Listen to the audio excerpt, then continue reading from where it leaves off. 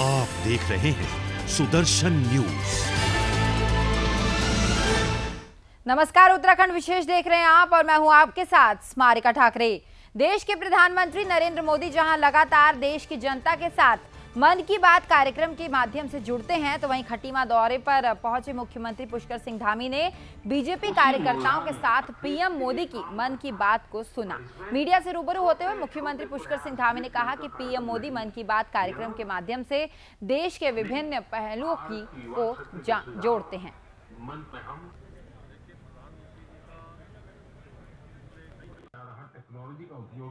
देखिए, प्रधानमंत्री जी का पिछले कई वर्षों से लगातार जो मन की बात के माध्यम से वो देश के बहुत सारे ऐसे पहलू हैं जो हमसे अनछुए हैं, उन सबको अपनी मन की बात में लाते वो लगातार उनको प्रोत्साहित करते हैं। और उन्होंने जो कहा कि नमो ऐप के माध्यम से जो भी लोग कुछ नया क्रिएशन करना चाहते हैं, नई एक्टिविटी करना चाहते हैं, नया कुछ काम करना चाहते हैं और सामान्य स्थितियों और सामान्य परिस्थितियों में कुछ अलग करके दिखाना चाहते हैं, तो उसको मन की बात में भी।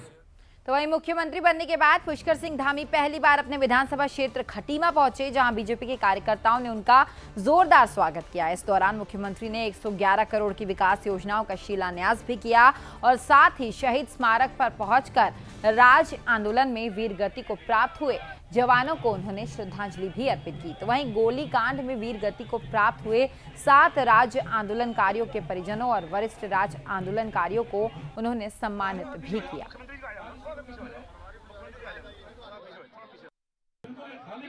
आज पहली बार इस मुख्य सेवक का जब से दायित्व मिला है, पहली बार मैं खटीमा पहुंचा हूँ। खटीमा मेरी कर्मस्थली भी रही है। यहाँ के लोगों के प्रति, यहाँ के शहीदों को मैं नमन करता हूँ। सबसे पहले तो बचपन से मेरा एक सपना था कि खटीमा क्षेत्र में एक ऐसा स्टेडियम होना चाहिए जहाँ हमारे बच्चे, हमारी नौजवान पीढ़ी, उनको खेलने कूदने के लिए वहाँ पर एक जगह मिल पाए, उनको अपनी स्पोर्ट्स की गतिविधियों को ले एक स्थान मिल पाए। बहुत लंबा इसके लिए हमने संघर्ष किया है। यहाँ के लोगों की लंबे समय से मांग थी, आज वो सपना पूरा हो रहा है। तो वहीं पौड़ी गढ़वाल के चौबट्टा खाल में कैबिनेट मंत्री सतपाल महाराज ने करोड़ों रुपए की योजनाओं का लोकार्पण किया। इस दौरान उन्होंने कहा कि लोक निर्माण विभाग और पीएमजीएसवाई योजना के तहत जितने भी लोगों के मुआवजे लंबित हैं, उन सभी को शीघ्र ही भुगतान किया जाएगा। इसके अलावा महाराज ने अधिकारियों को शासन देश के तहत कार्य करने और लोगों की भावनाओं का भी ध्यान रखने के आदेश दिए।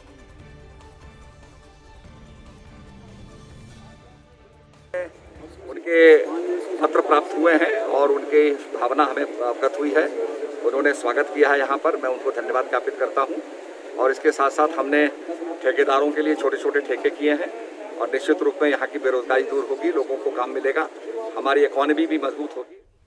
तो वहीं ऋषिकेश के श्यामपुर दिल्ली फार्म क्षेत्र से गुजरने वाले परिवारों को सड़क नसीब नहीं हो पा रही है। शहर में रहने के बावजूद मजबूरन इन परिवारों को सड़क की जगह पगडंडी से होकर गुजरना पड़ता है। तो वहीं स्थानीय लोगों का ये आरोप है कि प्रशासन उनकी समस्याओं को सुनने की भी जरूरत नहीं समझता है। अगर ऐसा ही रहा तो आने वाले चुनाव का हम सभी लोग बहिष्कार करेंगे।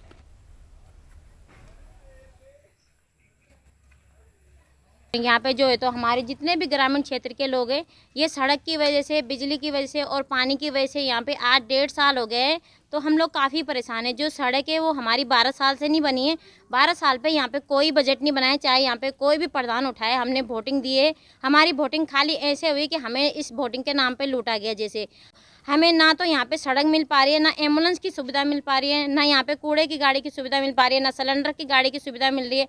आज 7 महीने से यहाँ पे रोड टूटी हुई है।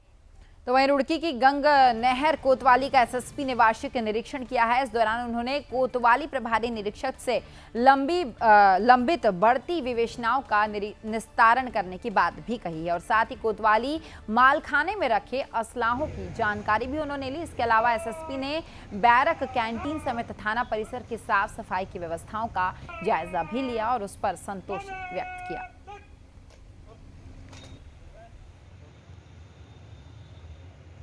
तो इस इंस्पेक्शन आज वार्षिक निरीक्षण हुआ था कोतवाली गंगनगर में जो है, इसमें जो है हमने थाने का सभी जो हिस्सा है, जैसा मालखाना हो गया, डायरेक्ट हो गया, थाने का ऑफिस, डॉक्यूमेंट, सबको हमने निरीक्षण किया है और कहाँ कहाँ सुधार का इम्प्रूवमेंट ज़रूरत है उसके बारे में हमने बताया है। अभी इनको 1 महीने का टाइम दिया है। ये जो भी कमियां हमने अभी चिन्हित करके इनको बताया था उसका ये सही करके जो 1 महीने के अंदर सीओ को दिखा के था। तो वहीं श्रीदेव सुमन के बलिदान दिवस पर विधायक डॉक्टर धन सिंह नेगी ने नई टिहरी पहुंचकर श्रीदेव सुमन को श्रद्धांजलि अर्पित की। तो वहीं विधायक ने कहा कि चंबा चौराहे पर श्रीदेव सुमन की मूर्ति का अनावरण किया गया है। आपको बता दें कि पूर्व जिलाधिकारी ने बंदी महिलाओं से भी मुलाकात की है और टिहरी विधायक समेत डीएम ने वृक्षारोपण किया है। इस अवसर पर डीएफओ कोको रोशो, जेल अधीक्षक समेत कई गणमान्य लोग मौके पर मौजूद रहे। मैंने टिहरी विधानसभा की ओर से श्रद्धासुमन अर्पित किए हैं और आज मैं चंबा में श्रीदेव सुमन जी की एक भव्य मूर्ति का अनावरण कर रहा हूं जो मैंने विधायक से बनाई है।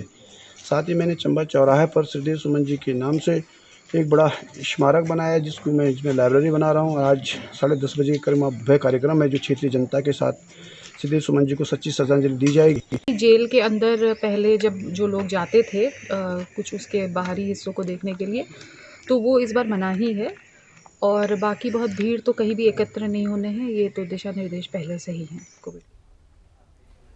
तो वहीं नगर पालिका परिषद के सफाई कर्मचारियों का लगातार प्रदर्शन जारी है। अपनी 11 सूत्रीय मांगों को लेकर देवभूमि उत्तराखंड सफाई कर्मचारी संघ के आह्वान पर कर्मचारी हड़ताल पर हैं। प्रदर्शनकारियों के मुताबिक सरकार की तरफ से उनकी मांगों को अनदेखा किया जा रहा है, जिसके चलते मजबूरन उन्हें कार्य बहिष्कार का रास्ता चुनना पड़ रहा है।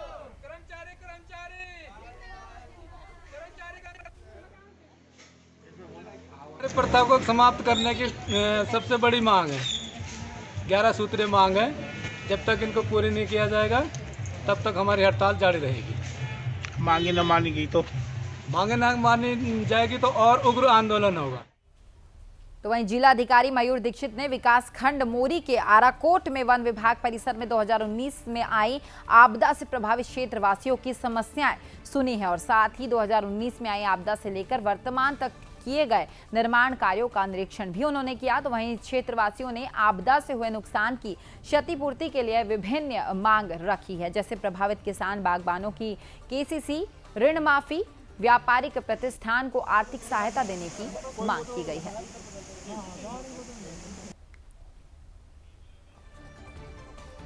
तो वहीं उत्तराखंड में भू कानून को लेकर जहां प्रदेश के युवाओं का संघर्ष अभी जारी है, तो वहीं कानून के समर्थन में बुद्ध पार्क में हस्ताक्षर अभियान चलाया जा रहा है, जहां युवाओं ने बढ़ चढ़कर हिस्सा लिया है। उनका यह कहना है कि सरकार 1950 के भू कानून को लागू करे, क्योंकि बाहरी राज्य के लोग धड़ल्ले से जमीनों को खरीद कर रहे हैं, जिसके चलते एक दिन राज्य के लोग भूमिहीन हो जाएंगे, जिसका खामियाजा राज्य के युवाओं को भुगतना पड़ेगा।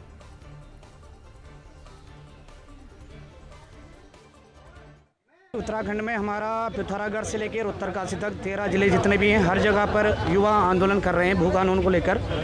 इसका अगर हम सार में देखें तो ये है, जो उत्तराखंड पृथक राज्य बना था, लोगों ने, आंदोलनकारियों ने अलग राज्य की मांग करी थी और अलग राज्य। तो वहीं हल्द्वानी के एक निजी अस्पताल में उस समय बड़ी घटना होने से बच गई जब अस्पताल परिसर की इमरजेंसी के बाहर एक विशालकाय पेड़ गिर गया, जिससे पास में खड़ी एम्बुलेंस और कई मोटरसाइकिल दबकर क्षतिग्रस्त हो गई है। यही नहीं, पेड़ गिरने से अस्पताल परिसर समेत कई इलाकों को जाने वाली विद्युत लाइन को भी नुकसान पहुंचा है। गनीमत ये रही कि एम्बुलेंस में कोई मरीज या चालक मौजूद नहीं था, जिससे एक बड़ा हादसा होते होते रह गया। जैसे मैं चाय दुकान पे पहुंचा तो यहाँ पे एक आवाज़ जैसी आई, जैसे कि मतलब बम फटने की जैसी आवाज़ आई, तो हमने सोचा क्या कुछ हुआ होगा यहाँ पे। जैसे मैं चाय लेके वापस आ रहा था तो मैंने देखा था यहाँ पे पेड़ गिरा हुआ था, पूरे गाड़ी के ऊपर पेड़ गिरा था। उसके बाद मैं चाय लेके ऊपर बसल दिया, मैं फिर ज़्यादा। तो वहीं हल्द्वानी में नगर निगम परिसर में पिछले कई दिनों से सफाई कर्मचारी संघ के कर्मचारी अपनी 11 सूत्रीय मांगों को लेकर हड़ताल पर बैठे हुए हैं, जिसके चलते पूरे शहर की सफाई व्यवस्था पूरी तरह से ठप हो गई है। तो वहीं धरना दे रहे सफाई कर्मचारियों और विरोधी गुट के सफाई नायकों के साथ किसी बात को लेकर कहासुनी हो गई, जिसके बाद मामला हाथापाई तक जा पहुंचा। तो वहीं स्थानीय लोगों ने इस मामले की सूचना पुलिस को दी है, जिसके बाद मौके पर पहुंची पुलिस ने मामले को दर्ज कर दोनों पक्षों को अब शांत करवा दिया है।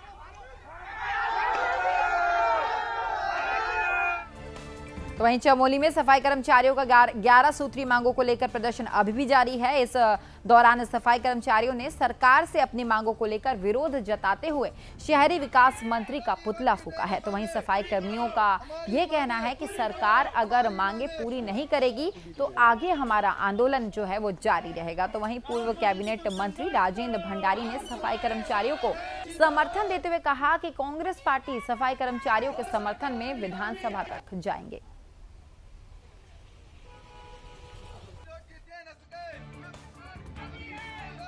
हमारे बेचारे सरकारी कर्मचारी जिन्होंने कोरोना की भीषण आपदा में भी पूरे हिंदुस्तान की सेवा की और बहुत कम अल्प वेतन उनको मिलता है 8,000 के लगभग, जिससे परिवार नहीं चल पा रहा है। नियमितीकरण की उनकी मांग है। कोई भी कटौतियां सरकार से उनकी पीएफ वगैरह के रूप में नहीं होती है, जिनके उनकी नौकरियों का जो है। तो वहीं सफाई कर्मचारियों के हड़ताल पर जाने का असर धारचूला में भी देखने को मिल रहा है। हड़ताल पर जाने से जगह जगह कूड़े के ढेर लगे हुए हैं, जिसकी दुर्गंध से लोगों का घरों में रहना या निकलना घरों से दुश्वार हो गया है। तो वहीं उप जिला चिकित्सालय के पास कूड़े का ढेर लगने से अस्पताल में भी दुर्गंध फैलने लगी है, जिसको देख अस्पताल प्रबंधन ने महामारी फैलने की आशंका जताई है।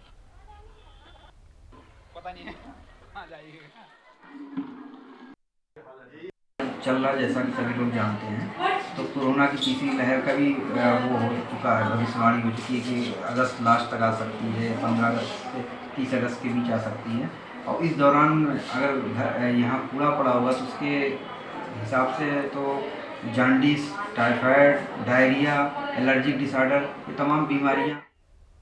तो वहीं जहां एक तरफ पिछले 3 दिनों से भारी उमस झेल रहे लोगों को झमाझम बारिश होने से थोड़ी राहत मिली है, तो वहीं दूसरी तरफ मूसलाधार बारिश होने से सड़क जलमग्न हो गई है, जिसके चलते पैदल चलने वाले लोगों को काफी परेशानियों का सामना करना पड़ रहा है। इसी कड़ी में स्थानीय लोगों ने सड़क की नालियों पर जमे मलबे को हटाने की मांग की है।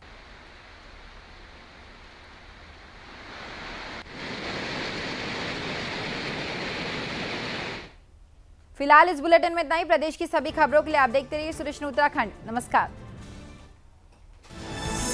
आप देख रहे हैं सुदर्शन न्यूज।